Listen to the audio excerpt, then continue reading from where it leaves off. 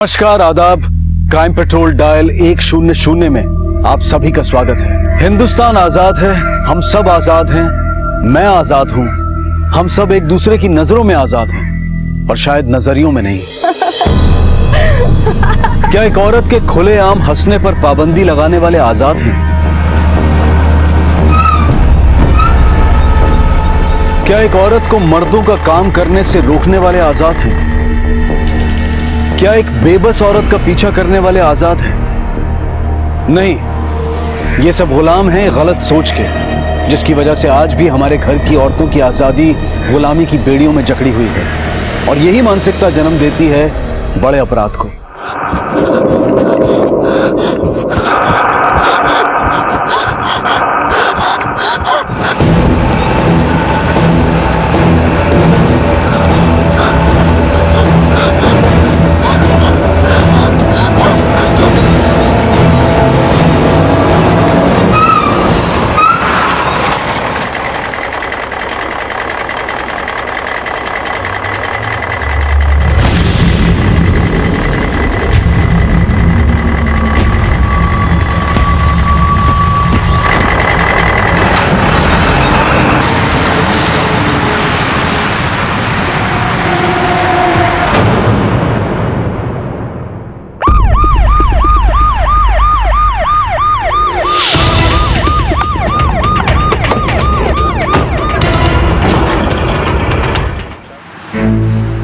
Tyre के निशान किसी ट्रक के लगते हैं।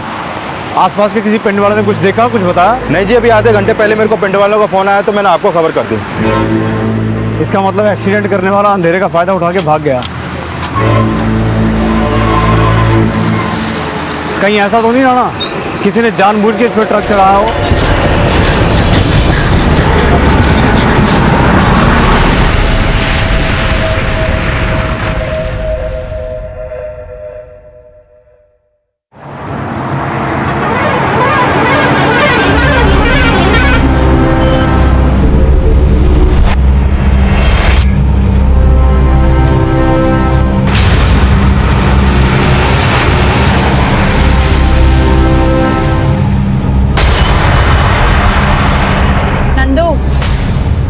रब नू याद कर, इसके साथ भी रब है। लेकिन जो निशानियां पीछे आगे पीछे की चिंता मत कर, मैं हूं ना, मैं भी माँ हूँ।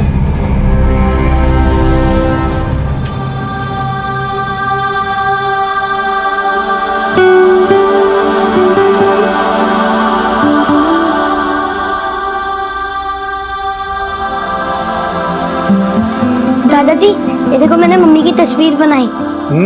देखूं ना, ये तेरी माँ नहीं है। ला, मैं बताऊं।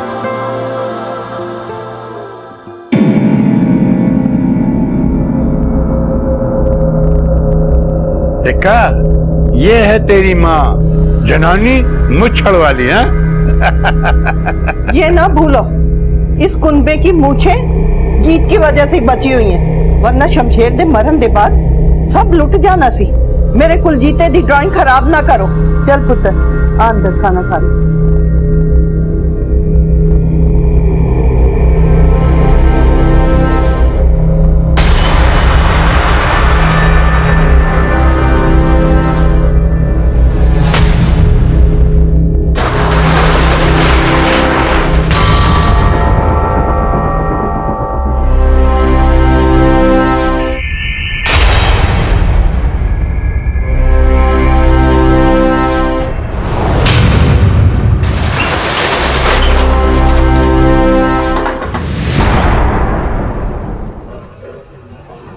अंदर क्या है, भूल जा।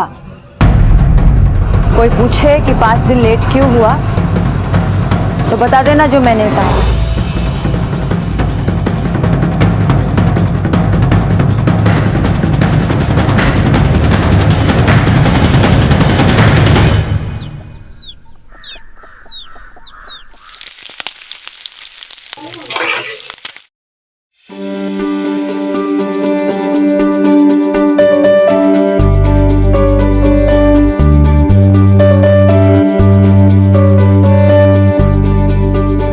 माँ,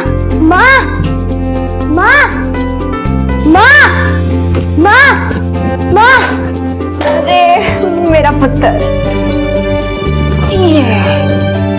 मैंने पता था पराठों की खुशबू से तू जाग जाएगा। गर्मा गर्म पराठे। अरे गीत पुत्र, तू तो 5 दिन पहले आने वाली थी, कितने रह गई थी?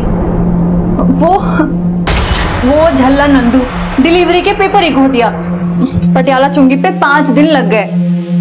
बस ट्रकों को छुड़ाने में कस्टम वाले से देर हो गई। अरे पुत्र खा ले, गरम गरम है। हम लोग अपने घर में क्या इज्जत, कोई तो इज्जत होगी हमारी। कैसे लोग क्या हो गया? ऐसे क्यों खड़े हो जैसे कोई धरना देने वाले हो? धरना ही समझो जी। एड्स दे मरीज को बाहर निकालो, ये हमारे साथ काम नहीं कर सकता है जी। लो जी, सरकार रेडियो में टेलीविजन में ज्ञान दे देकर थक गए कि ये रोग छूने से ना फैलता। हमारी अकल घुटने में ना है जी।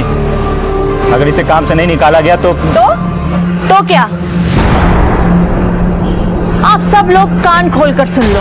ना तो मैं अपने पेट पर लात मारना चाहती हूँ, ना ही सतिंदर के।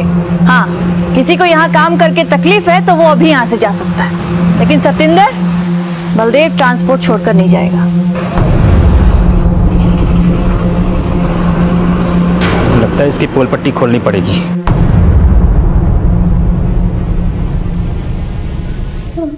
निकालो मुझे।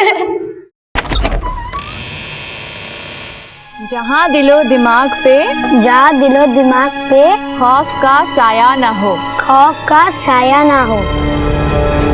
जहाँ गर्व से उठे हो सर, जहाँ गर्व से उठे हो सर, शर्म से झुके ना हो, शर्म से झुके ना हो। जहाँ हर शब्द में सच्चाई की गूंज हो, सच्चाई की गूंज हो। जहाँ हर ख्याल आजाद हो, संयम हो, सद्विचार हो और उन पर कपट की धूल न हो। जहाँ ज्ञान को बंदिशों में बांधा न गया हो, जहाँ इंसानों को सरहदों में बांटा न गया हो। हे प्रभु, अब विश्व में ऐसे भारत का नव निर्माण हो।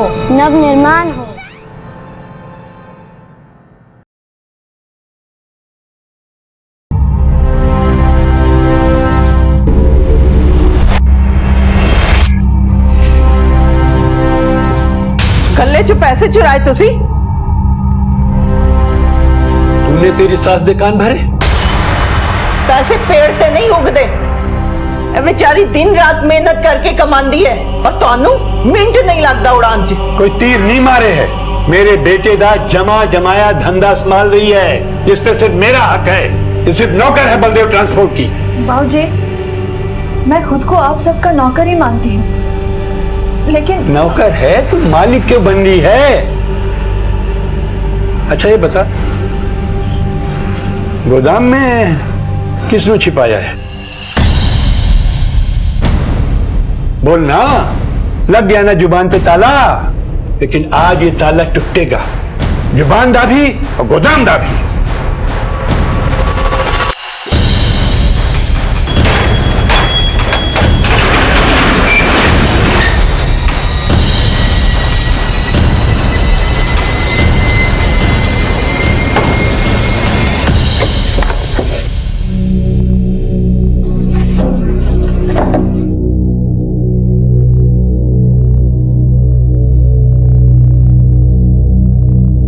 उस्ताद जी, शायद इन लोगों ने गायब कर दिया।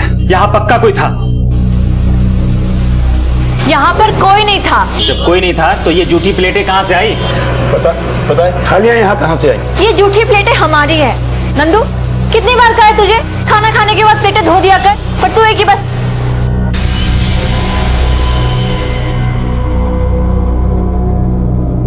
संदीप रुक। तूने किससे पूछकर गोदाम का ताला तोड़ा था? ज्यादा ताप न दिखा, मैंने पता है यहाँ पे कोई था। ओए, बात सुन। मैनू अकल के साथ साथ घुटने भी चलाने आते हैं और साथ में जुतियां भी। तू निकल यहाँ से और वहां जाके नौकरी करना जहाँ तुझे जासूसी के पैसे मिले। चल निकल यहाँ से।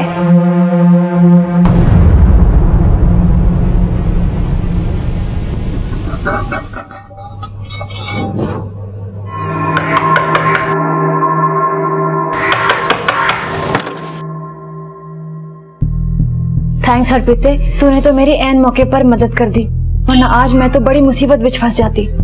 लेकिन यार कहीं इस मुसीबत को अपने घर में छुपा के मैं फंस गया तो? ना ना, अरे मैं मुसीबत में फंस जावांगी पर तेनू नहीं फंसने दूंगी। ऐसी गल करके यार मैंने शर्मिंदा ना कर। लेकिन ये कर क्या रही है तू? मैं सब कुछ बताऊंगी, पर अभी फिलहाल किसी को कुछ मत बताना।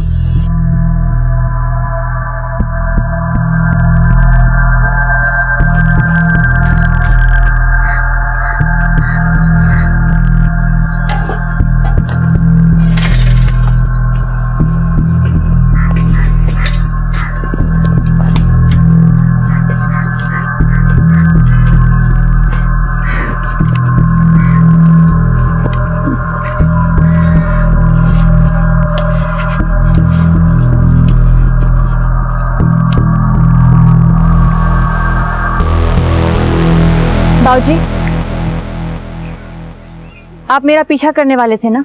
हाँ, क्योंकि मैनू मालूम है तो कुछ गड़बड़ कर रही है। ये खाना किधर वास्ते ले जा रही थी? बाबूजी, आप अपना दिमाग लगाना छोड़ दो। तेरी सास तुझे बहुत महान समझती है ना। देखना, एक दिन वो तेनू इस घर से निकालेगी। उंगली फुंकारे कोयल दी कूक।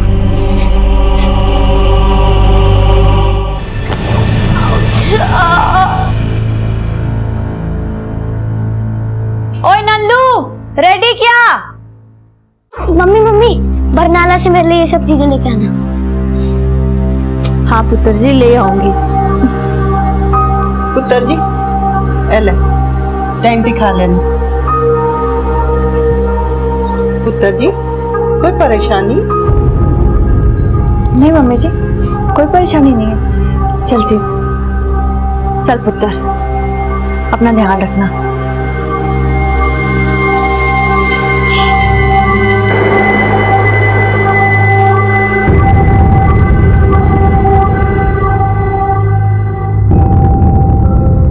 नंदू, ये रख दे।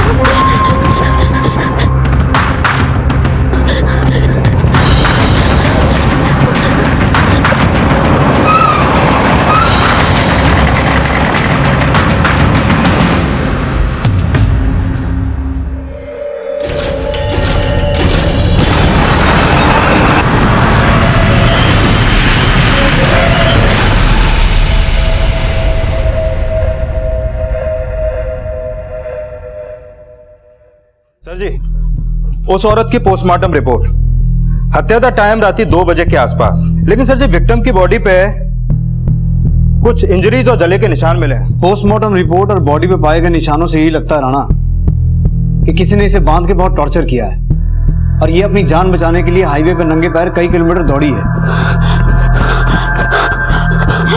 इसलिए इसके तलवे जख्मी थे। अब पता ये करना है कि भागते हुए हाईवे पे इसके साथ कोई एक्सीडेंट या हादसा हुआ या फिर इसे भगा भगा के ट्रक के नीचे कुचलना भी इसके टॉर्चर का हिस्सा था। सर जी, मैंने एक्सीडेंट स्पॉट के पास वाले सभी एरिया में पूछताछ की, लेकिन ऐसा कोई बंदा नहीं मिला जो उस औरत को पहचानता है। पर राणा, मैनू बहुत स्ट्रांगली लगता है कि इसको कुचलने वाला इसे जानता होगा। एक काम करो, हत्या के समय से सुबह तक हाईवे के दोनों तरफ के टोल बूथ क्रॉस करने वाले हर ट्रक, हर लॉरी का डिटेल निकालो।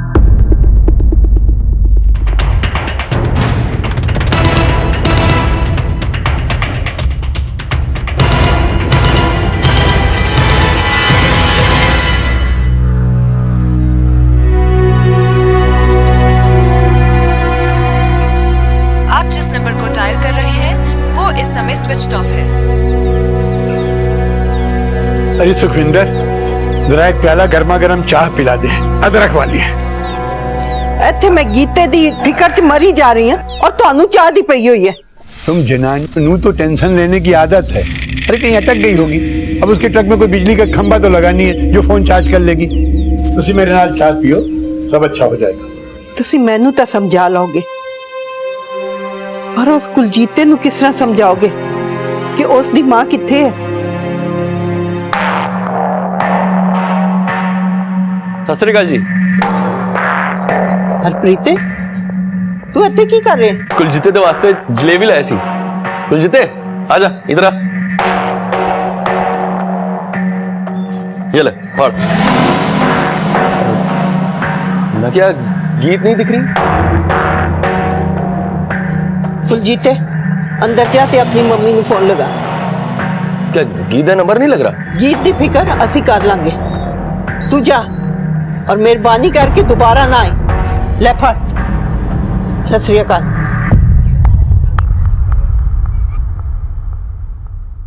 डर जी, चाई जी, उत्थे कोई है? मैंने खिड़की तो देखा, मनु देख रहा सी।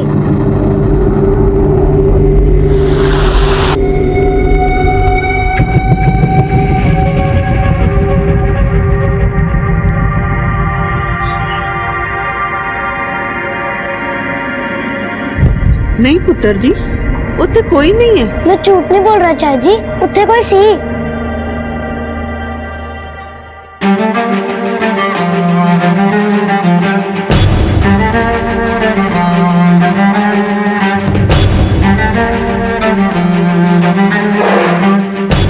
सर, इस नंबर का ट्रक सिरसा बरनाला रोड पर सरदूलगढ़ बॉर्डर क्रॉस करके सिरसा की तरफ तो गया, लेकिन सिरसा चुंगी नहीं पहुंचा। ये मतलब निकलता है कि ये ट्रक सिरसा और सरदूलगढ़ के बीच में कहीं पे खड़ा है। एक काम करो, सरदूलगढ़ बॉर्डर की फुटेज में इस ट्रक को आइडेंटिफाई करो।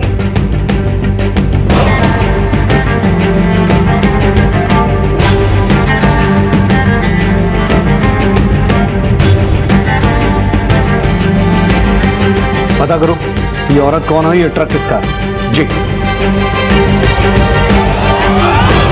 जब पुलिस ने गीत का बैकग्राउंड चेक किया और इंक्वायरी शुरू की तो कई चौंकाने वाले खुलासे सामने आए और इस खुलासे के तार उस अज्ञात महिला के शव से भी जुड़े थे जिसकी हत्या गीत के ट्रक से हुई थी। लेकिन क्या गीत का कनेक्शन इस केस में सिर्फ हिट एंड रन केस से ही था या फिर राज कुछ और भी थे?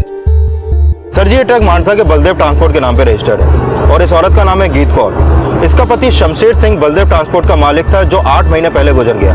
तब से बलदेव ट्रांसपोर्ट की करता धरता ये गीत कौर ही है। सर जी, मानसा के पुलिस स्टेशन में गीत की सास सुखविंदर कौर ने 23 अगस्त को गीत की मिसिंग कंप्लेंट दर्ज की थी। Missing complaint? हाँ जी। रिपोर्ट के मुताबिक गीत कौर 20 अगस्त की रात को मानसा से बरनाला के लिए निकली थी और उसके साथ उसका क्लीनर भी था, नाम है नंदू।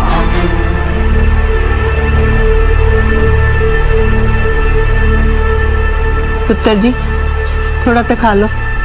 जब तक माँ नहीं आती तब तक मैं कुछ नहीं खाऊंगा।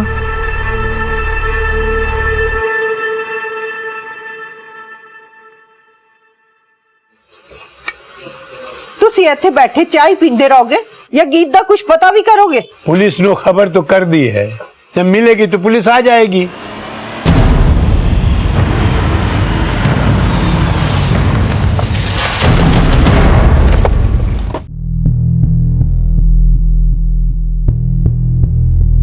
सर जी, हमें नहीं पता ये कौन है। आप नहीं तो शायद गीत जानती हो। गीत? पर ये है कौन? 21 अगस्त की सुबह इस लड़की की लाश हमें सिरसा मानसा रोड पे मिली है। इस लड़की का एक्सीडेंट गीत के ट्रक से हुआ है और शायद इसीलिए गीत फरार है। नहीं नहीं साहब जी, गीत ऐसी नहीं है। अगर कोई गीत की ट्रक के नीचे आ भी जाता ना तो इसे अस्पताल पहुंचाती, पहले सड़क पर मरने के लिए छोड़ के नहीं भागती। वो बीजी अगर भागी नहीं तो गई कहाँ? और आपने उसकी मिसिंग कंप्लेंट लिखवाते हुए ये बताया था कि वो मानसा से बरनाला की तरफ गई थी, तो फिर उसका ट्रक सिरसा की तरफ क्यों गया? वो सिरसा की तरफ गई? हमें आपके घर की तलाशी लेनी है। तलाशी? और किस लिए? देखिए सर जी, अगर हमें गीत को छिपाना होता तो हम उससे मिसिंग दी कंप्लेंट क्यों लिखाते? ओ बाबूजी, अगर हमें गीत पे शक ना होता तो हम ये सर्च वारंट क्यों लेके आते?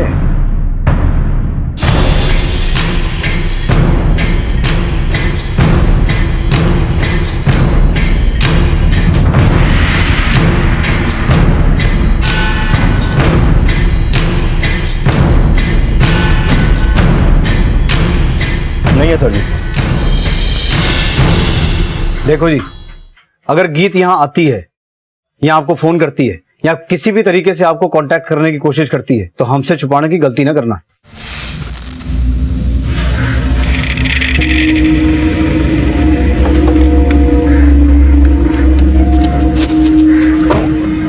गीत के साथ साथ रिश्तेदार, ट्रांसपोर्ट कंपनी के सारे ड्राइवर, सबके फोन सर्विलेंस पे डालो।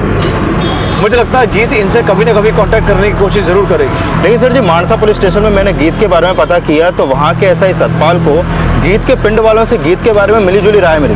कुछ उसे पसंद करते हैं, कुछ नापसंद। नापसंदगी की वजह? सर जी, उसके कंपनी में कई ड्राइवर थे, फिर भी जनानी होकर वो खुद ट्रक चलाती थी और कई कई दिन तक घर भी नहीं जाती थी। इस गीत के कॉल डिटेल निकालो, पता लगाने की कोशिश करो कि असल में ये औरत थी कैसी, और ये भी पता करने की कोशिश करो कि जिस औरत की लाश मिली थी वो कौन है और उसका गीत के साथ क्या कनेक्शन है। जी सर जी, मैंने गीत के फोन रिकॉर्ड चेक किए। उसका फोन 20 अगस्त की रात सरदूलगढ़ हरियाणा बॉर्डर के पास एक्टिव था, जहां हमें उस औरत की लाश मिली थी।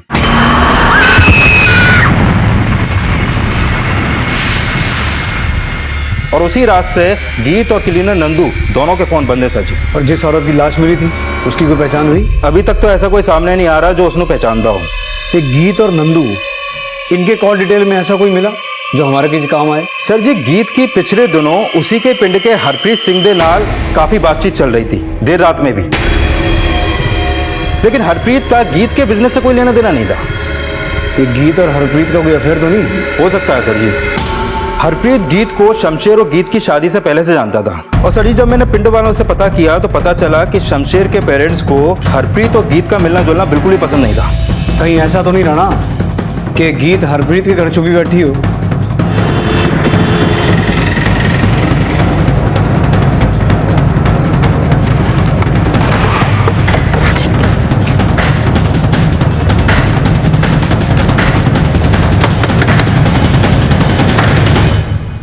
हरप्रीत जी।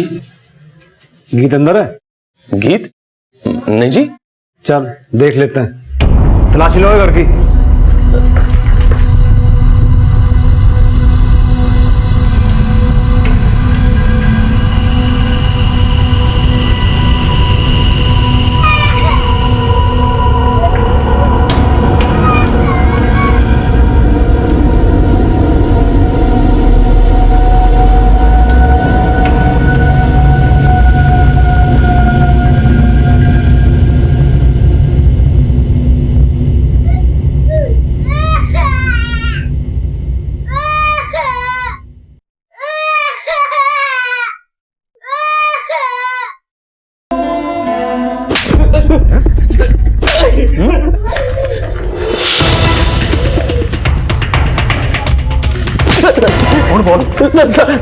कहाँ है गीत? अरे बच्चे कहाँ से आए तेरे घर? सर मैंने नहीं पता गीत कितने हैं। इन बच्चों को मेरे डाल छोड़कर पता नहीं कितने गायब हो गए सर। किसके बच्चे हैं? सर मैंने कुछ नहीं पता। हफ्ते भर पहले रात में गीत आई थी।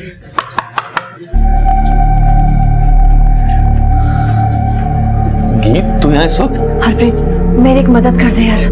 पहले उसने बच्चों को अपने गोदाम में छुपा के रखा था, फिर मैंने चाबी देकर बोली कि इन्हें अपने घर ले आऊं। सर मना नहीं कर पाया सर।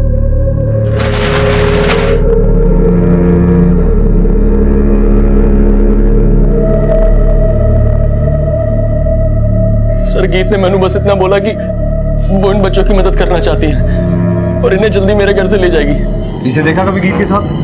नहीं सर। देख हरप्रीत, अगर तेरी एक भी बात झूठ निकली ना बोलने लायक बचेगा ना बैठने लायक। आगे गल समझ? लेके चलो अनु। चल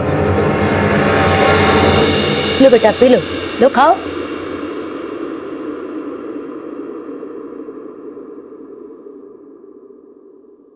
घबराना पुत्र। क्या नाम है तुम्हारा? माँ चाहिए मुझे। बेटे से पहचानती हो? हमारी माँ बड़े से। ये तुम्हारी माँ है? क्या नाम है तुम्हारी माँ का? माँ। बेटा इसे पहचानती हो? ये बंडी से। यही आंटी तो यहाँ लेके आई थी।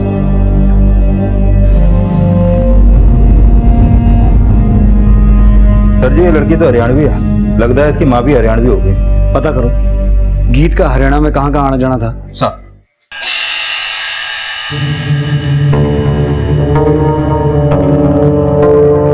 नहीं सर, मैंने नहीं जानता, लेकिन कुछ दिन पहले मैंने शक होया था कि गीत ने किसी ने गोदाम में छिपा रखा है। कैसे शक हुआ आपको? वो संदीप ने नंदू और गीत को बात करते हुए सुना था। संदीप कौन?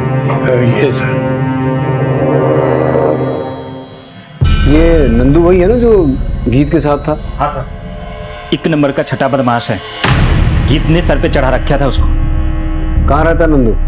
सर वैसे तो बिहार का रहने वाला है, लेकिन कहीं भी सो जाता है, ट्रक में, गोदाम में या ऑफिस की छत पर। अच्छा, ये गीत का हरियाणा आना जाना होता था? सर हरियाणा क्या, वो तो यूपी, एमपी, राजस्थान, दिल्ली सब जगह जाती थी।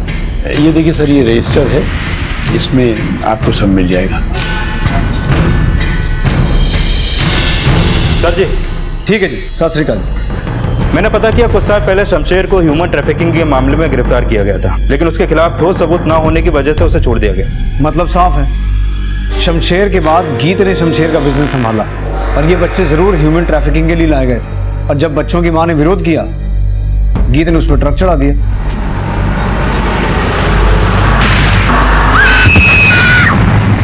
नहीं साहब जी, हमारा शमशेर ऐसा नहीं था, और गीत भी। अगर गीत का ह्यूमन ट्रैफिकिंग से कोई लेना देना नहीं है तो उन 2 बच्चों को अनाथ करके अपने साथ क्यों लाई? वो हरप्रीत आपसे झूठ बोल रहा है।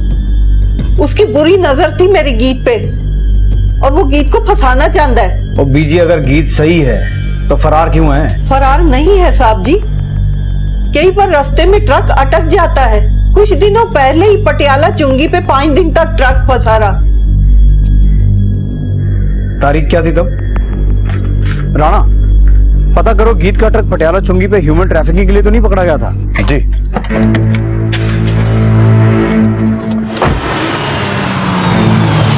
सर जी, मैंने पटियाला चुंगी पे पता किया। उन डेट्स पे तो गीत का ट्रक पटियाला चुंगी पे गया ही नहीं, बल्कि उन 5 दिनों में गीत की फोन लोकेशन सरदूलगढ़ बॉर्डर के पास हरियाणा के मलोर गांव की थी, और 20 अगस्त की रात को भी उसकी फोन लोकेशन यही की थी सर जी। मतलब वो 2 बच्चे और औरत मलौर गांव के ही हैं? सर, गीत का फोन अभी अभी ऑन हुआ है सरदूलगढ़ बॉर्डर के पास, हरियाणा के खुर्द गांव में। सर जी, खुर्द तो मल्लोर से 15 किलोमीटर ही दूर पड़ता है। चलो।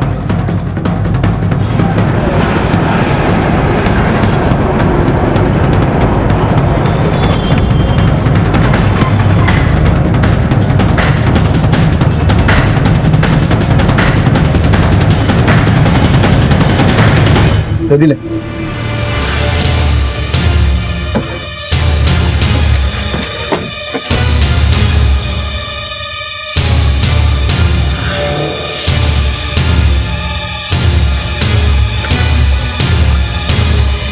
एक मिनट,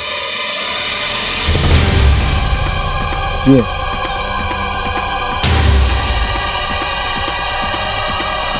अरे मैं लूंगा, मैं लूंगी, मैं लूंगा, मैं लूंगी, मैं लूंगा। ओए, चटे। तो ये बोलती मैं लूंगा, ये बोलती मैं लूंगा, फोन को खराब कर रहे हैं। साहब तुझसे गीत कहाँ है? कौन गीत साहब? जिसका फोन है तेरे पास? साहब ये फोन तो मैंने प्यारा मिला सीगा। अच्छा, हाँ जी। कितने?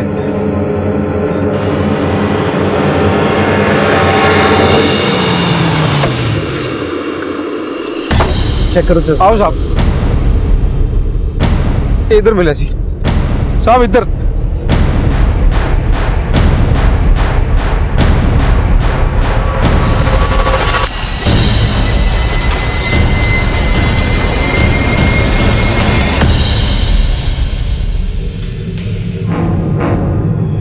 आसपास का एरिया सर्च करो। राणा, बॉडी को पोस्टमार्टम के लिए भेजो।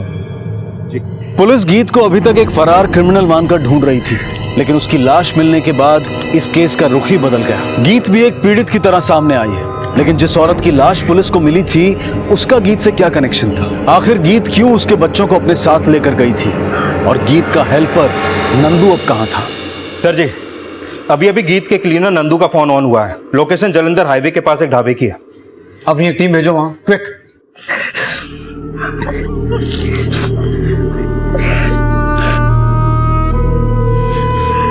जी मैंने मार चाहिए।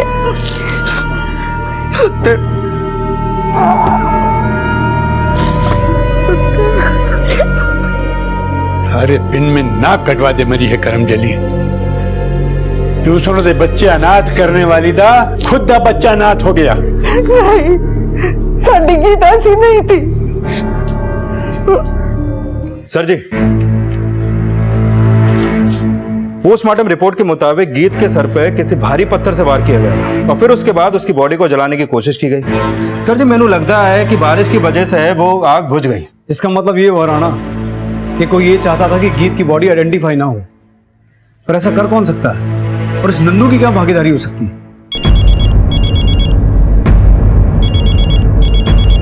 हाँ बलजीत ठीक है, हम पहुंचते हैं। सर जी मल्लोर गांव के बाहर गीत का ट्रक मिला है। Let's go.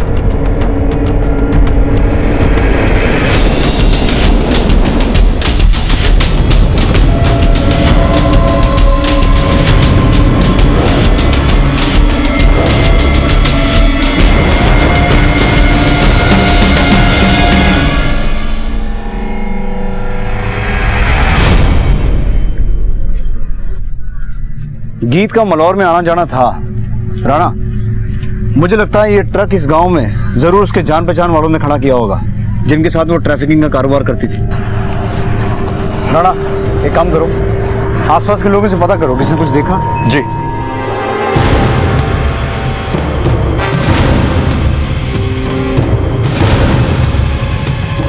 नहीं सर जी, किसी ने कुछ नहीं देखा। अगर यहाँ किसी ने कुछ नहीं देखा तो गांव चलते हैं, पता करते हैं उस औरत को और 2 बच्चों को कोई जानता है कि नहीं।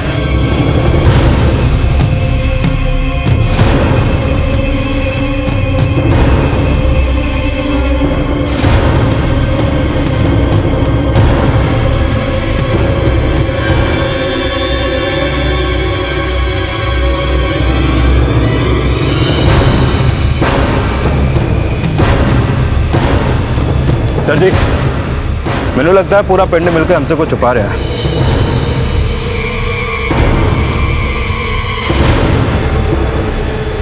पुत्र जी दूध पी लो।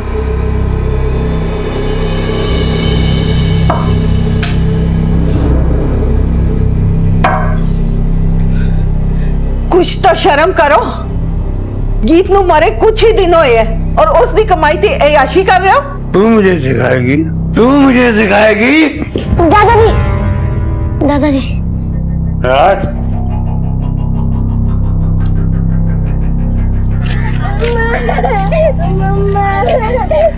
हाँ बेटा, यही गांव है तुम्हारा? तुम्हें पता है तुम्हारा घर कहाँ है? हमें लेके चलोगी अपने घर?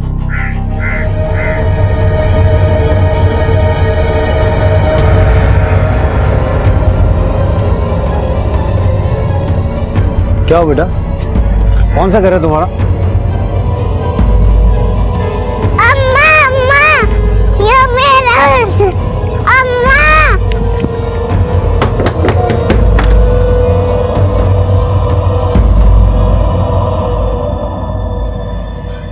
धर्म क्या हो गया अम्मा?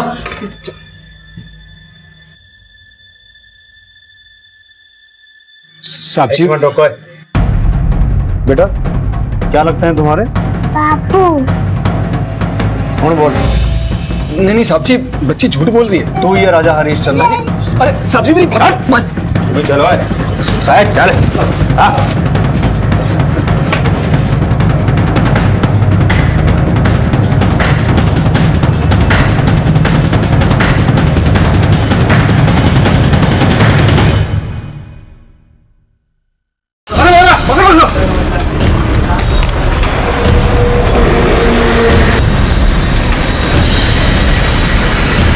गीत का पति शमशेर हमारे गांव में शादी के लिए छोरियां सप्लाई करता था। शादी के लिए? हाँ साहब, वो हमारे आसपास के गांव में छोरियां की बहुत कमी है।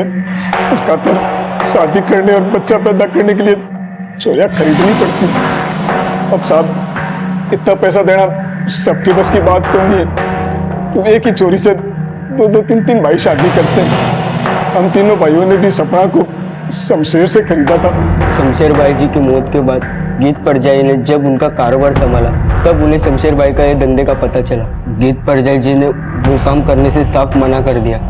उनको बहुत बड़ा धक्का लगा और उन्होंने तय कर लिया कि जो लड़कियां शमशेर भाई की वजह से मल्लार में बेची गई है उन्हें कुछ भी करके छुड़ाएंगे। और एक दिन हम मल्लार पहुंचे। ओए! रुक! ये क्या कर रही है तू?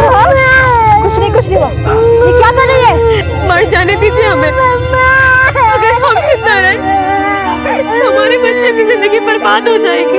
अरे कुछ नहीं होगा तनु, मैं हूं ना, संभाल इसे। ओए कौन है?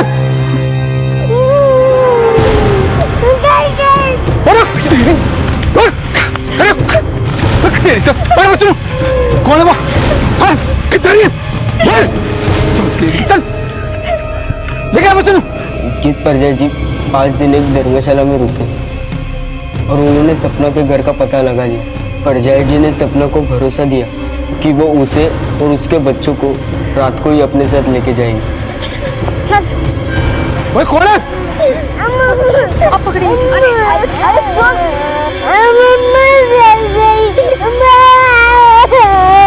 आप लोग जाइए, मेरी फिक्र मत कीजिए, आप लोग जाइए, आप मेरे बच्चे को बचाइए, जाइए यहाँ से। हमने सपना के बच्चों को तो बचा लिया पर सपना को नहीं बचा पाया। फिर साहब एक दिन हमें पता चला कि वो उस शमशेर की लुगाई थी जो हमारे बच्चों को लेके गई। तो साहब इस मनसा में हम उसके गांव गए पर हमने बच्चों को ढूंढने की बहुत कोशिश की साहब, लेकिन कुछ पता नहीं चला कि उसने कहाँ छुपा के रखा। डर जी चाई जी उत्थे कोई है, मैंने खिड़की तो देखा। एक दिन हमें पता चला कि गीत खुद हमारे गांव आ रही है। हम उस रात सपना को बचाने के लिए वापस मल्लोर गए।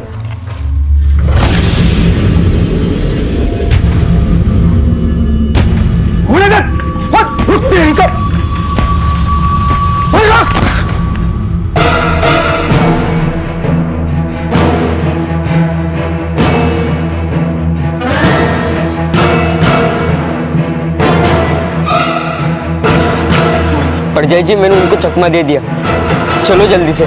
चल चल चल।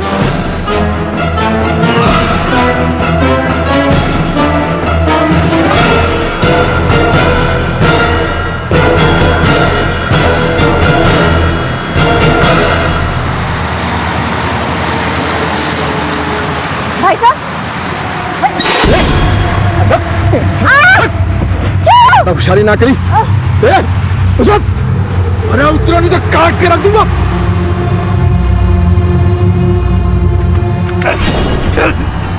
बहुत चर्बी ना तने, अब तो तने अपनी कहाड़ी बना के रखूंगा। और तू तो आज गया। चल रुक जाओ, रुक जाओ, भाग जाओ तुम लोग। मैं किसी तरह अपनी जान बचा के भाग गया। छोरा तो भाग गया और हमने गीत के ट्रक से ना सपना को कुचल दिया। हमने सोचा साहब कि ट्रक गीत का है तो सच जो है वो गीत तो नंदू पे जाएगा।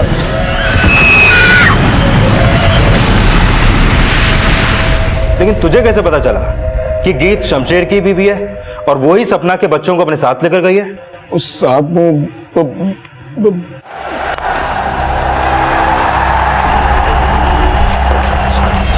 बलदेव जी तो थाने चलो, सब समझ में आ जाएगा। मैं जानता था कि शमशेर धर्म के जरिए मलौर में लड़कियां सप्लाई करने का काम करता था, इसलिए जब मुझे ये पता चला कि उस रात गीत और नंदू मलौर से वापस आए हैं और गीत अपने साथ 2 बच्चों को उठा करके लाई थी, मैंने ये बात फौरन फोन करके धर्म को बता दी।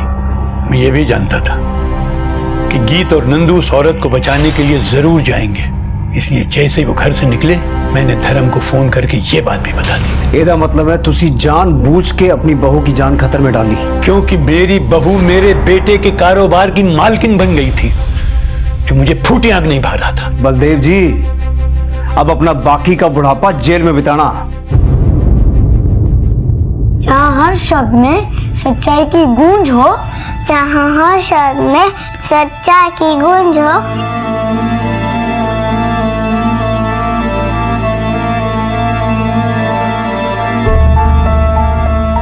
आज हमारे देश को आजाद हुए 69 वर्ष पूरे हो चुके हैं, लेकिन आज भी हमारा देश कई तरह की मानसिकताओं की गुलामी का बोझ ढो रहा है। अगर हमें सही मायनों में पूर्ण स्वराज चाहिए तो हमें अपने नजरियों पर लगी हुई बंदिशों को तोड़ना होगा, क्योंकि यही बंदिशें महिलाओं को पुरुषों के अहंकार का शिकार बनाती हैं। क्राइम पेट्रोल डायल 100 की पूरी टीम की तरफ से आप सभी को आजादी की 70वीं सालगिरह की ढेर सारी शुभकामनाएं। फिर मुलाकात होगी अगले एपिसोड में जुर्म की एक और कहानी के साथ। तब तक अपना और अपने परिवार का ख्याल रखें और देखते रहें क्राइम पेट्रोल डायल 100। सबक एक को सीख हम सबको। जय हिंद। क्या अर्थ है आजादी का?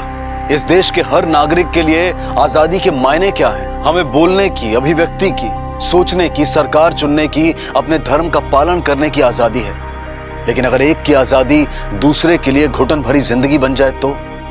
आज की कहानी ना सिर्फ ऐसे कई सवाल उठाती है, बल्कि हमारे समाज का ही एक घिनौना रूप भी दिखाती है।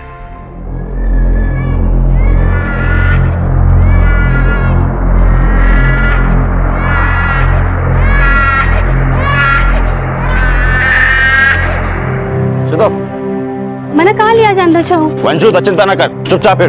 बाय बाय पेड़, बाय बाय कारक कौवे, बाय बाय कच्ची सड़क, बाय बाय पक्षी।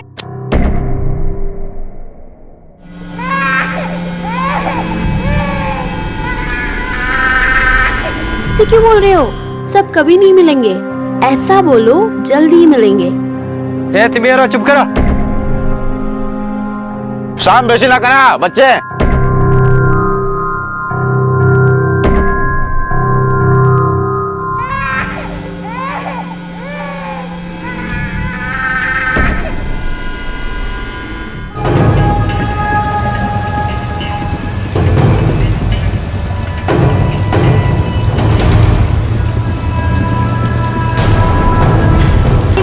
तुम लोग चलो चलो, मैं देखता हूँ, चलो।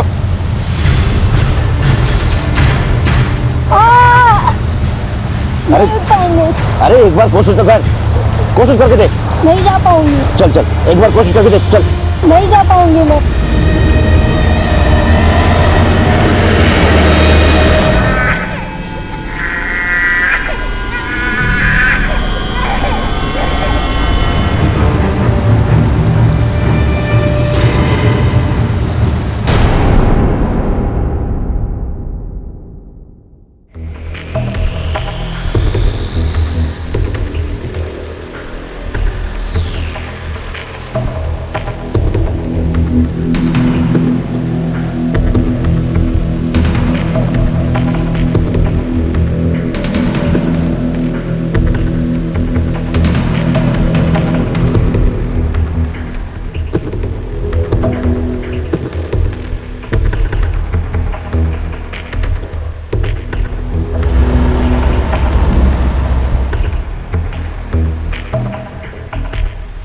रघु भैया, हम दीदी के घर कब पहुंचेंगे? पहला दिल्ली जाएंगे, वहाँ तुम सब जन छोले कुलचे का नाश्ता करना, उसके बाद मुंबई में मिसल। दीदी मिसल क्या होता है? बच्चा मिसल ना वहाँ का बहुत अच्छा नाश्ता होता है। हम लोग मिसल खाएंगे भैया, हम लोग मिसल खाएंगे। मिसल खाएंगे।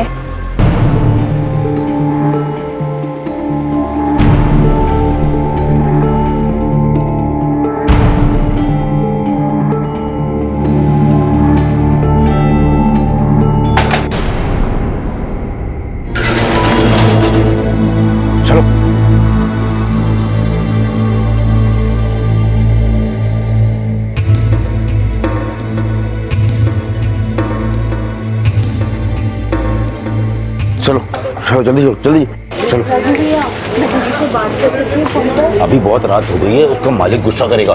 कल तुम सब जन अपने घर वालों से बात करना। चलो जल्दी, चलो चलो अंदर, चलो चलो चलो, जल्दी जल्दी जल्दी जल्दी करो, जल्दी। अभी तुम सब लोग आराम करो, मैं कल सुबह आऊंगा, ठीक है? क्यों लाया गया था केसरी जैसी लड़कियों को और छोटे छोटे बच्चों को दिल्ली में? क्या होना है इनके साथ? कुदरत की मार सह चुके पड़ोसी देश के ये बच्चे अब इंसानों के हाथों और क्या सहने वाले थे? क्यों भेड़ बकरियों की तरह उन्हें वहां रखा गया था? क्या इन दोनों कहानियों का कोई सिरा एक दूसरे से जुड़ा हुआ था? मेरा बच्चा ने कहाँ चला गया? मेरा बच्चा,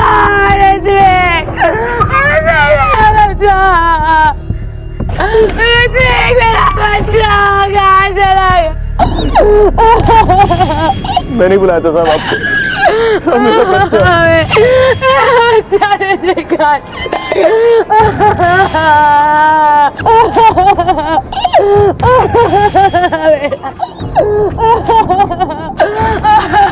बॉडी को लेके मेरे बच्चे को आएगा, जाने जाने मेरे बच्चे को, छोड़ना मैं तुम लोकेशन को, जानने उसने मेरे बच्चे की।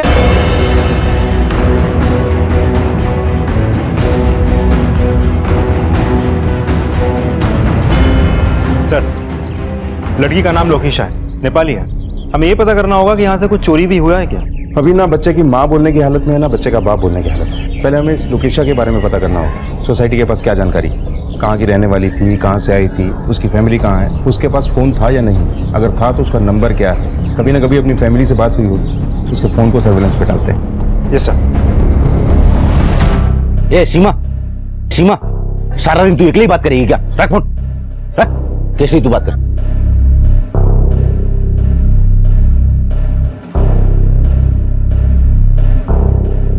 हेलो दीदी, मैं केसरी बोले को तपाईँ कस्तो छ?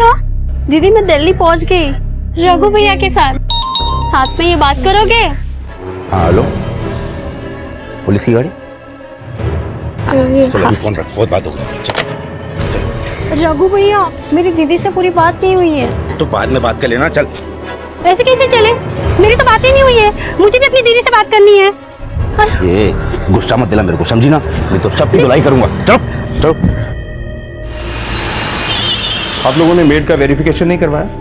पढ़े लिखे लोग हैं आप, आपकी सेफ्टी के लिए ये रूल। सर 1 साल से वो हमारे साथ में थी, जब मैं प्रेग्नेंट थी उसने सारा काम अच्छे से किया, तो हमने वेरिफिकेशन नहीं करवाया। बस इतना पता है वो नेपाल से थी। बेडरूम का लॉकर तो हमेशा बंद रहता था, ज्यादा कुछ लेके नहीं गई, 1-2 गहने और थोड़ा बहुत कैश लेके भाग गई। पैसों और गहनों की हिफाजत का इतना ख्याल है, और बच्चे की हिफाजत का क्या? छोड़ दिया एक अनजान नौकरानी के भरोसे। सर, लोकेशा के कमरे में ना बैग है, ना कपड़े, ना उसकी कोई फोटो। सर एक फोटो है मेरे पास उसके।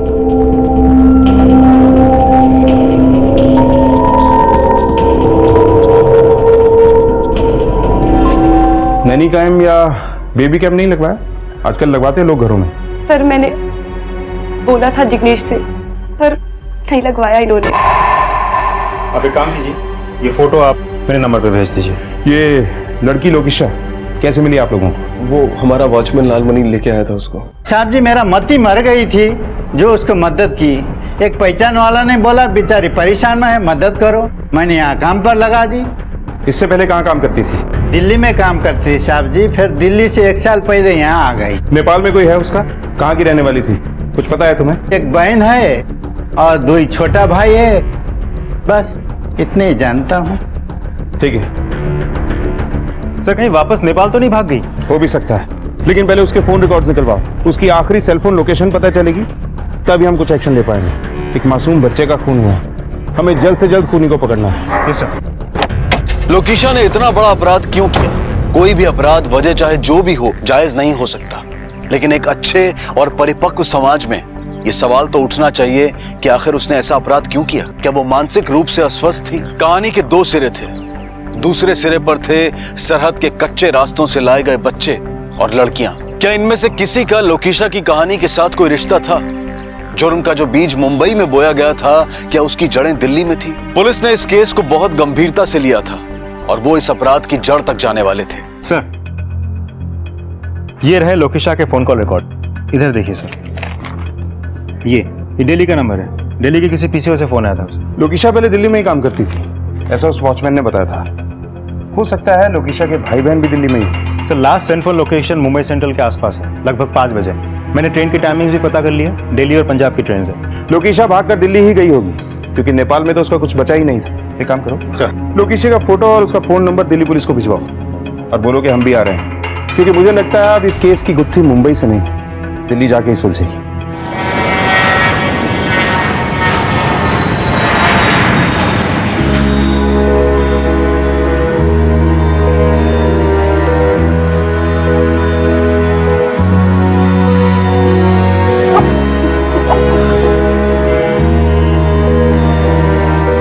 दीदी मुझे प्यास लग रही है, पानी लेके आ, सोच।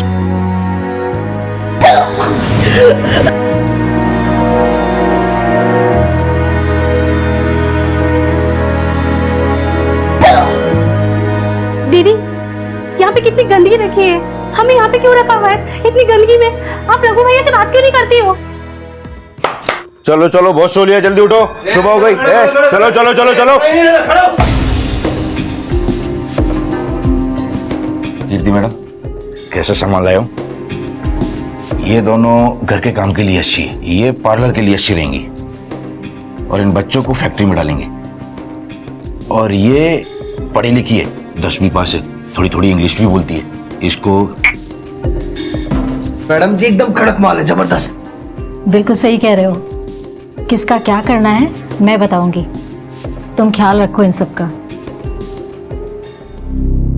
रघु भैया, मुझे दीदी से कब बात कराओगे?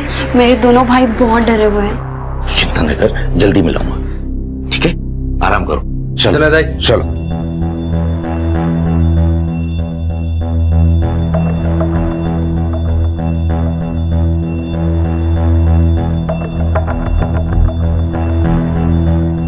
दीदी मुझे बहुत डर लग रहा है, नींद नहीं आ रही। हम जल्दी घर पहुंच जाएंगे। हाँ, आंखें बंद करके तुम्हें सब कुछ याद आएगा।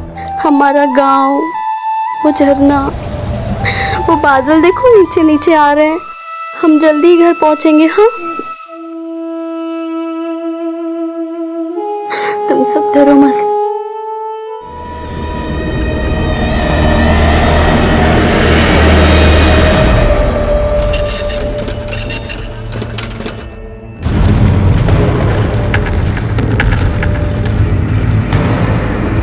वो रहा शॉप। इस औरत को जानते हो? देखा है कभी? इसी पीसीओ से फोन किया था किसी ने इसे। नहीं सर जी, इसे देखा तो नहीं है। ये नेपाली है क्या? हाँ। इसकी बिरादरी की कुछ लड़कियां फोन करने आती थी, सब नेपाली दिखती थी। कहाँ रहती हूँ? यही पास में एक मंजिला इमारत है, उसी के ऊपर रहती है। ठीक है।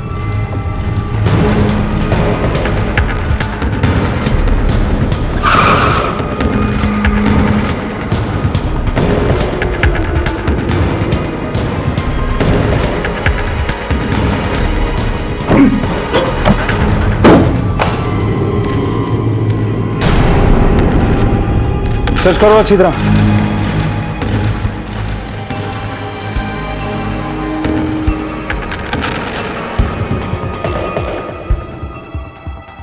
सर, हर तरफ गंद पड़ी है, वहां बाल्टी में भी।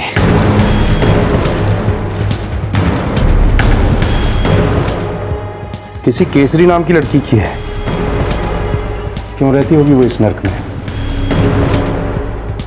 नेपाल के कमाती गांव के स्कूल की है। सर ये देखिए,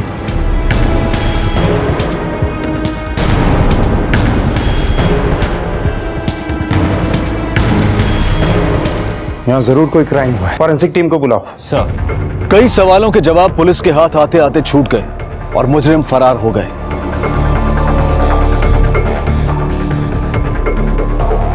लेकिन मुजरिम सिर्फ इस भ्रम में जीते हैं कि वो कानून से 2 कदम आगे हैं, पर कानून की मजबूत गिरफ्त से ना तो कोई मुजरिम बच पाया है और ना ही बच पाएगा। देश को जुर्म से आजाद कराने की जद्दोजहद में लगी पुलिस फोर्स किसी भी कीमत पर इस जुर्म की जड़ तक पहुंचने की पूरी कोशिश कर रही थी।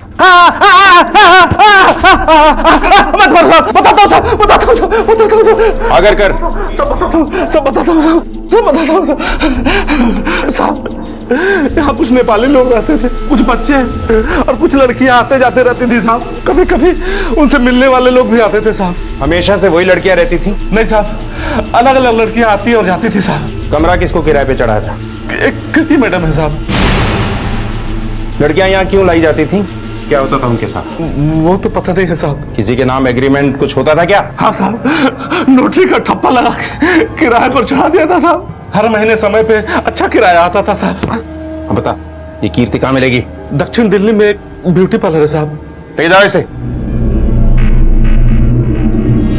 ये केस एक बच्चे के मर्डर से शुरू हुआ था, लेकिन लगता है कि ह्यूमन ट्रैफिकिंग का केस है ये, जिसके तार 3 जगह से जुड़े हैं, नेपाल से, दिल्ली से और मुंबई से।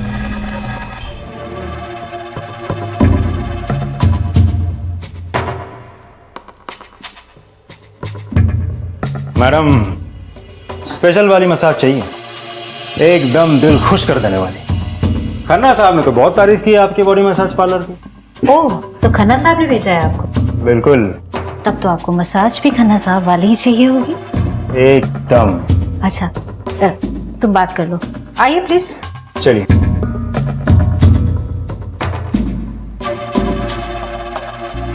आइए, आप यहाँ बैठिए, मैं भेजती हूँ।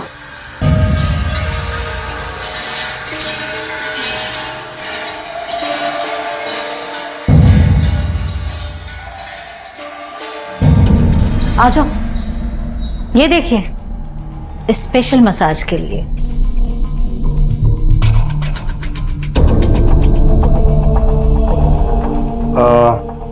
कोई फ्रेश पीस नहीं है? फ्रेश है ना, जाओ अंदर से दूसरी लड़कियों को भेजो, बिल्कुल गुलाब की तरह ताजी ताजी फ्रेश। अभी देखिए, आपको दिखाते हैं, ये देखिए।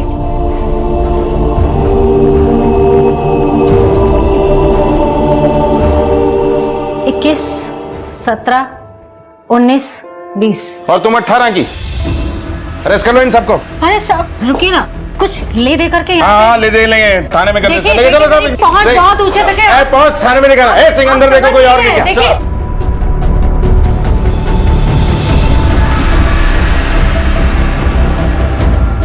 चलो हो गया मसाज, चलो।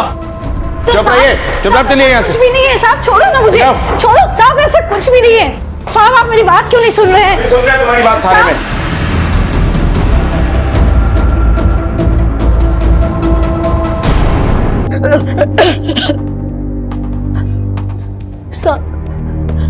ये सारी लड़कियां हम नेपाल से मंगवाते थे। इनमें जो जवान होती थी उसे धंधे पे लगा देते थे, और जो बुढ़ी होती थी उसे घर के काम काज के लिए, और जो बच्चे होते थे उन्हें फैक्ट्री में। सब जो लड़कियां बचती थी उन्हें अपने पार्टनर में लगाते थे। अभी हाल ही में जो लड़कियां लाई गई वो कहाँ है? सर सब तो आपने छुड़ा ली। ये नेपाल से लड़कियां लाता कौन है? सब रघु।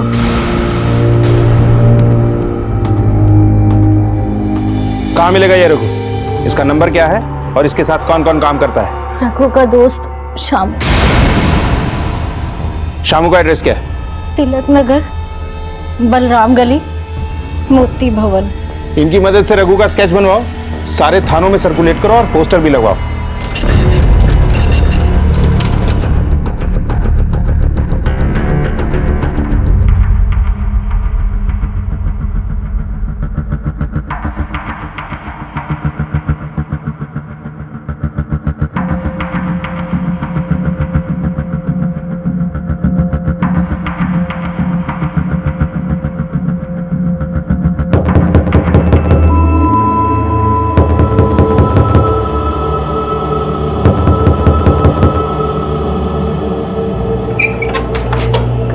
शामू,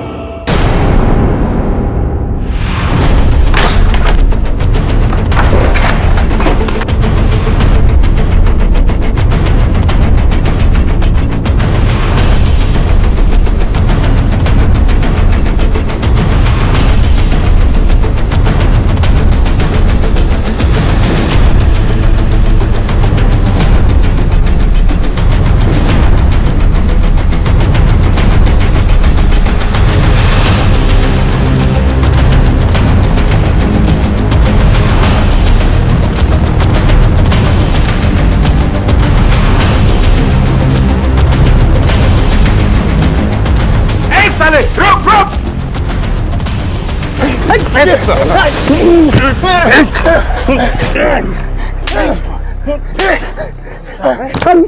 निर्दोष लड़कियों और मासूम बच्चों की तस्करी करता है, बाकी की जिंदगी जेल में चढ़ेगा तू। साहब मैंने कुछ नहीं किया साहब। साहब मैं तो सिर्फ मदद करता हूँ, बाकी सब काम तो रघु करता है साहब। वो नेपाल से लड़कियों को लेकर आता और उनके परिवार वालों से कहता कि उनको अच्छी नौकरी दिला देगा। लोकेशा का साहब? लोकेशा तो सर मैंने सिर्फ नाम सुना है साहब, मैंने उसे देखा नहीं है, लेकिन रघु से लेकर आया साहब। केसरी और उसके 2 छोटे भाइयों से मैंने उसका नाम सुना था साहब, लोकेशा का नाम। इसके अलावा मैं कुछ नहीं जानता साहब। रघु कहाँ है? रघु कहाँ है? साहब रघु लोगों को लेकर ओखला निकला है साहब। ओखला में क्या है? साहब ओखला में टाइल बनाने वाली फैक्ट्री है साहब, वहीं बच्चों को लेकर गया है। ये सब क्या हो रहा है? इतने सारे बच्चे इतनी बुरी हालत में काम कर रहे हैं, बाल मजदूरी का रैकेट चलाता है। मारस। आप में से कोई इस लड़की को पहचानता है क्या?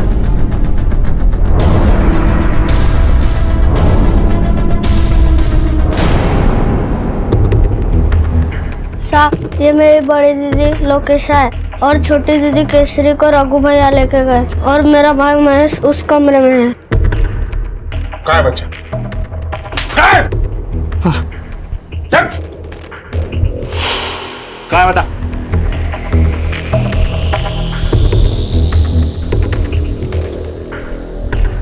सर बच्चा तो मर गया।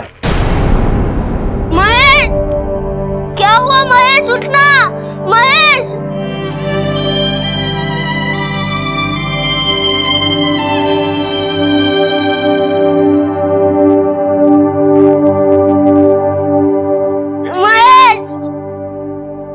महेश क्या हुआ?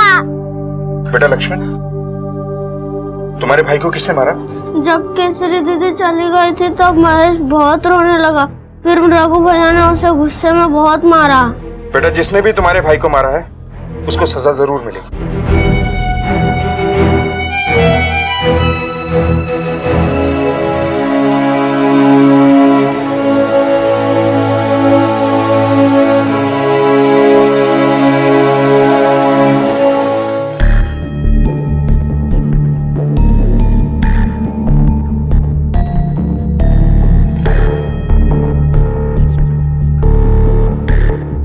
रघु, इन लड़कियों पे काम करना पड़ेगा। हमें यहाँ पर क्यों लाया गया है? हलाल करने से पहले खिलाया और सजाया जाता है। चलो कपड़े उतारो। नहीं, मैं नहीं उतारूंगी। अरे कपड़े उतारो। ये तेरे भाई हमारे पास है और उसकी जिंदगी तेरे पास। जैसा बोलती वैसा कर। केसरी और लोकेशा दोनों बहनें लापता है। एक जुर्म करके भागी और दूसरी रघु के चंगुल में। कहाँ हो सकती है? सर अभी तक इस केस में जो सुराग मिले हैं उससे तय है कि बच्चे और लड़कियां नेपाल से लाई गई और ट्रैफिकर्स ने उनके साथ बहुत ज्यादतियां की हैं।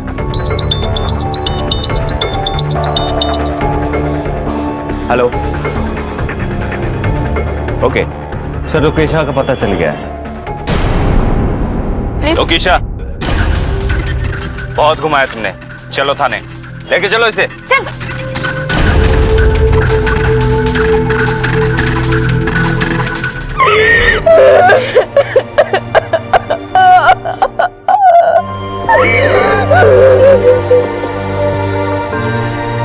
दीदी आप क्यों जा रहे हो? आप मत जाओ, हम यहाँ पे सब अकेले पड़ जाएंगे। तेरा ना लो, घर बनाना है, तुम्हारी आधी पढ़ाई भी बाकी है ना। हाँ। तुम अभी से ऐसा करोगे तो कैसे होगा? तुम मेरी गुड़िया हो, है ना? तुम्हारी आंखों में आंसू अच्छा नहीं लगता। तुम पढ़ाई पे ध्यान देना, ठीक है? और मनोहर काका है ना, उनके पास मैं पैसा भेज दूंगी और आज से तुम्हें इनके बाप और तुम्हें इनके पापा। हाँ दीदी, ठीक है? मैं ख्याल रखूंगी।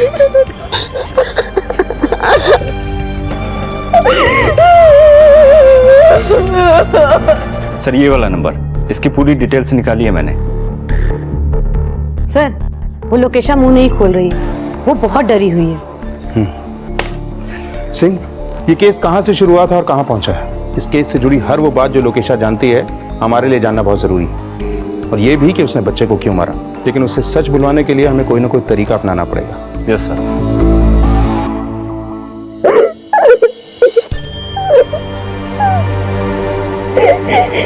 दीदी, लक्ष्मण,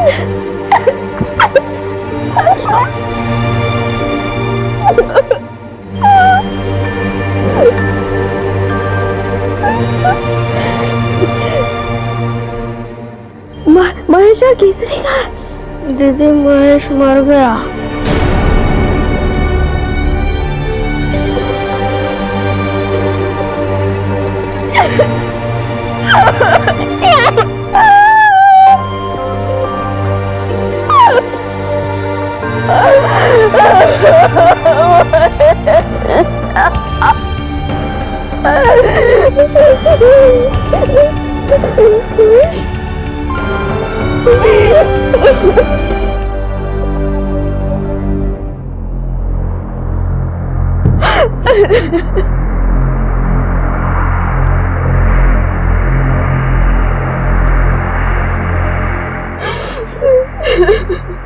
लोकेशा, तुम्हारी बहन को ढूंढने के लिए हमारी टीम दिन रात एक कर रही है।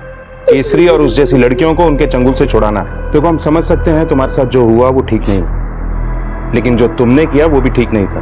अब हमें खुल के बताओ कि तुम्हारे साथ क्या हुआ, क्यों मारा तुमने उस बच्चे को। देखो, हमारी मदद करो ताकि हम तुम्हारी मदद कर सकें। डरो नहीं, बताओ क्या हुआ था तुम्हारे साथ। आज तक किसी ने मेरी मदद नहीं की। 28 साल की थी जब मुझे रघु इधर लेके आया था।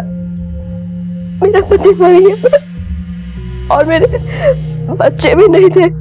मेरे 2 भाई और मेरी बहन केसरी, उन लोगों को मैं अपने मासी के पास छोड़ के इधर काम करने आ गई दिल्ली में। वो रघु ने मुझे एक मसाज पार्लर में बेच दिया। वहाँ पे मसाज के साथ साथ और भी बहुत सारी चीजें होती थी। वो सब काम भी करवाते थे जो मुझे नहीं करना। हर रोज लोग आते थे, मैं गिनना भूल गई। मैं बस यही प्रार्थना करती थी कि मुझे भगवान इस नरक से निकाल दे। 2-3 साल तक मैंने ये काम किया। फिर मेरी बढ़ती उम्र की वजह से मुझे मुंबई में एक घर में आया का काम दिलवा दिया। उसका मुझे रघु को कुछ कमीशन देना पड़ता, लेकिन मेरे लिए सही था क्योंकि मुझे लगा कि मैं इस दलदल से बाहर निकल गई। लेकिन तृप्ति मैडम पेट से थी जब मैं उनके पास काम करने आई। अरे जान नहीं है क्या तेरे हाथों में? जा, तुझसे नहीं होगा, जाके अपना काम कर। और सुन, जाते जाते दरवाजा बंद करके जाना। उनके पति का मेरे पे बहुत गलत नजर था। मुझे पता था कि मैं ज्यादा देर तक उससे नहीं बच सकती। सब मर्द एक जैसे होते। मैं कुछ नहीं कर पा रही थी। तुम्हारे साथ इतना गलत हुआ, तुमने पुलिस की मदद क्यों नहीं ली? कहीं दूसरी जगह नौकरी क्यों नहीं ढूंढ ली? मेरे पास कागज नहीं है ना, तो इन लोगों ने मुझे काम पे रख दिया। वो लोग पगार तो देते थे, लेकिन उसकी कीमत कई तरह से निकालते थे। लेकिन एक चीज था जिसकी वजह से मेरा मन लगा रहता था वहाँ। वो क्या? मैडम जी का बच्चा ऋत्विक बाबा। मेरा कोई बच्चा नहीं था ना, तो मैं बहुत खुश रहती थी ऋत्विक बाबा को अपनी गोद में खिला के। ऐसा लगता था जैसे मेरा अपना बच्चा है। ऋत्विक ए लोकेशा, ये क्या ऋत्विक लगा रखा है तूने इसे? बाबा बोला कर इसे। अगर तू इसे ऐसे बोलेगी तो घर के बाकी नौकर क्या बोलेंगे इसे? साहब, मैं रहती तो उनके घर पे थी, लेकिन सिर्फ एक नौकरानी। पति रोज रात को हवस निकालता था अपनी, और मैडम मुझे ऐसा देखती है जैसे मैं गंदगी हूँ। तो इसका गुस्सा तुमने उनके बच्चे की जान लेकर निकाला? नहीं साहब, बच्चे से क्या दुश्मनी। मैं तो उनका बहुत अच्छे से ख्याल रखती थी। मुझे नेपाल के बारे में पता चला कि वहाँ पे भूकंप आ गया और मुझे अपने परिवार के पास जाना था। मैडम जी, कुछ दिनों की छुट्टी चाहिए। आपने टीवी पे देखा होगा ना, नेपाल में भूकंप आ गया। मुझे मेरे परिवार से मिलना, बताने किस हाल में हूँ। मरा तो नहीं ना कोई? फोन पे बात हुई ना तेरी? जब देखो जब छुट्टी चाहिए छुट्टी चाहिए। अगर तुझे जाना है ना तो जो पगार लिया था ना वो एडवांस देकर जा। और भागने की कोशिश की ना तो पुलिस में कंप्लेंट करवा दूंगी, समझी तू? आई छुट्टी चाहिए इसे। मेरे भाई और मेरे बहन से मुझे मिलना था। भयो बेसी भयो ल चुप, दूध पनि दिँदैन के भयो तिमीलाई?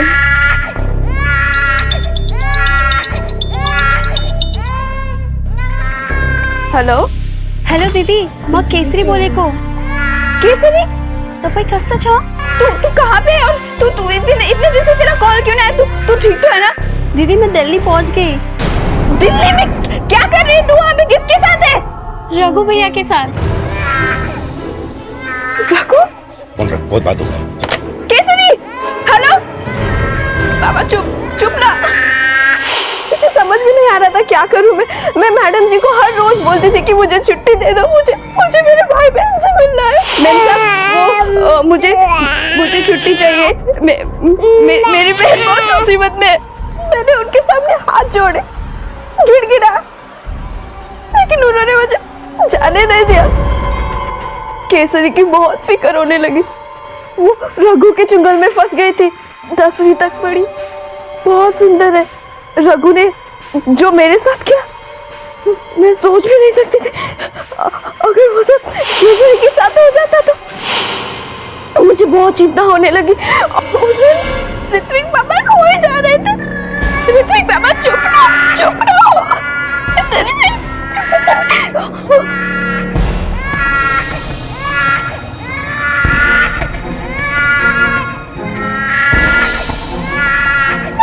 पापा चुप रहो, तुम चुप रहो।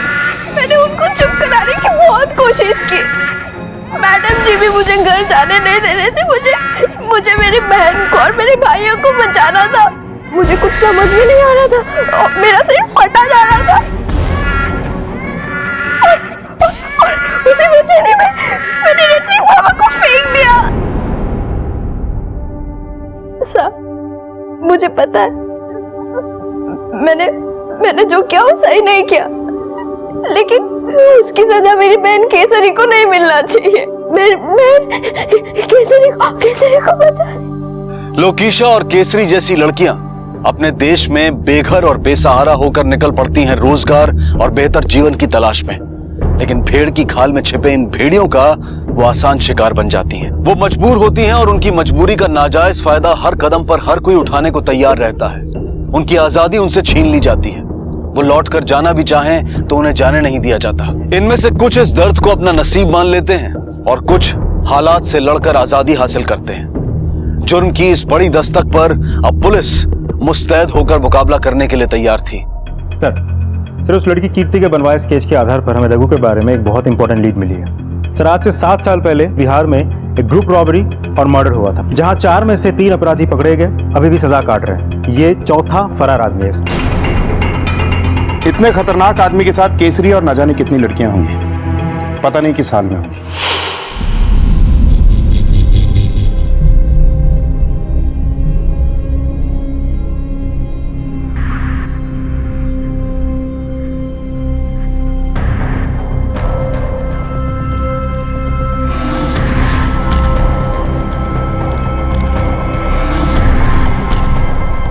आप मुझे ऐसे छोटे कपड़े पहनाकर क्यों तैयार कर रहे हो? बहुत जल्द पता चल जाएगा।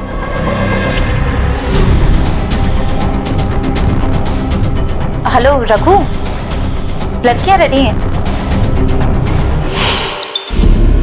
अब बोल। सर रघु के बारे में एक इंफॉर्मेशन है। सदर बाजार के डिलाइट फोटो स्टूडियो में रघु कुछ लड़कियों के साथ देखा गया है। चलो।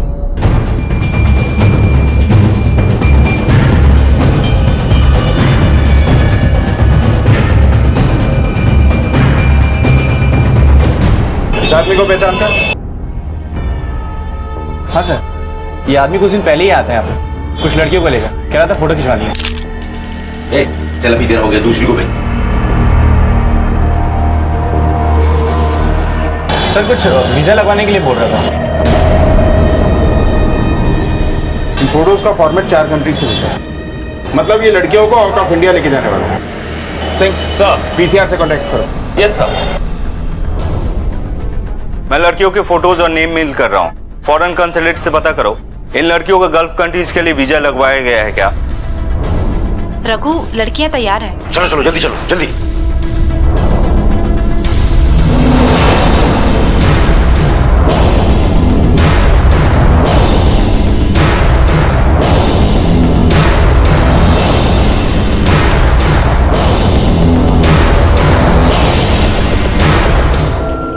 ओके थैंक्स सर, खबर पक्की है। वीजा लिया गया था उन 3 लड़कियों के लिए। फ्लाइट डिटेल्स भी मिल चुकी हैं और फ्लाइट 3 घंटे में छूटने वाली है। टाइम बहुत कम है, हमें डिपार्चर से पहले वहां पहुंचना होगा। Right sir.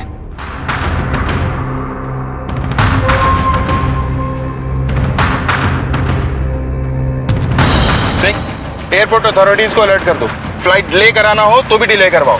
और कहना कि सभी एंट्री एग्जिट पर एयरपोर्ट सिक्योरिटी की हेल्प चाहिए हमें। Okay sir.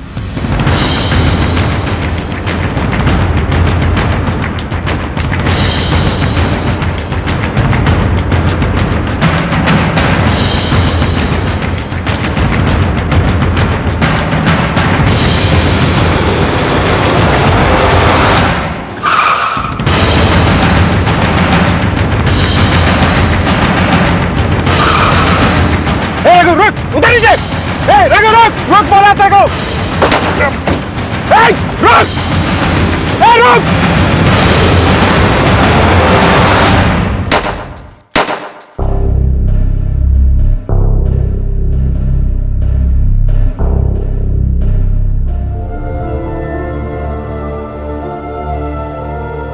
दीदी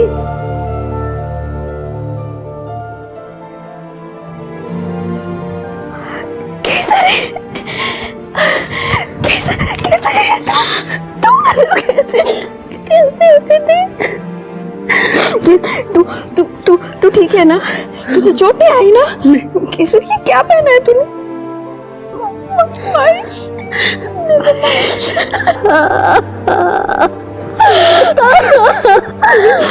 बेटा रघु ने तेरे साथ कुछ गलत नहीं किया ना? नहीं ना। दीदी अब यहाँ पर कैसे?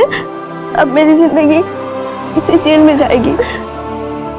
जिंदगी ने तुझे दोबारा मौका दिया है ना? तू इसे गवाना मत, किसी के भी झांसे में मत आना, ठीक है? और अपने सारे सपने पूरा कर, लक्ष्मण का ख्याल रख, अपना भी पूरी तरह ख्याल रखना, ठीक है? पूर्ण स्वराज की इमारत मानवता और समानता की नींव पर खड़ी होती है। जब हम पूर्ण स्वराज की बात करते हैं तो हम ये भूल जाते हैं कि इसे स्थापित करने के लिए हम में से हर एक का योगदान जरूरी है। ह्यूमन ट्रैफिकिंग यानी कि मानव तस्करी जैसा संगीन अपराध सिर्फ मानवता पर ही नहीं बल्कि पूर्ण स्वराज की सोच पर भी प्रश्न चिन्ह है। तृप्ति ने अगर लोकेशा की मनस्थिति समझी होती तो शायद यह अपराध टल सकता था, लेकिन अपराध के लिए बस वो एक पल दोषी होता है जब इंसान की सोच उसके हालात पर हावी हो जाती है। मुंबई और दिल्ली पुलिस की सक्रियता ने केसरी जैसी न जाने कितनी लड़कियों को इस दलदल में फंसने से बचा लिया। सरकार ने केसरी और उसके भाई लक्ष्मण को अपने ही देश की एनजीओ की मदद से आश्रय दिया। उनकी सुरक्षा करने वाले सभी पुलिस कर्मियों की कलाइयों पर राखी बांधकर भारत से जाते जाते वो स्नेह और कर्तव्य की मिसाल ले गए।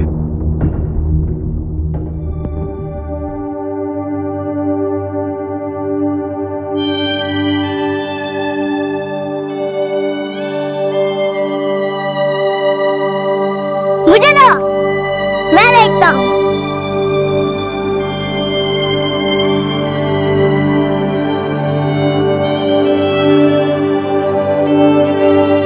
दीदी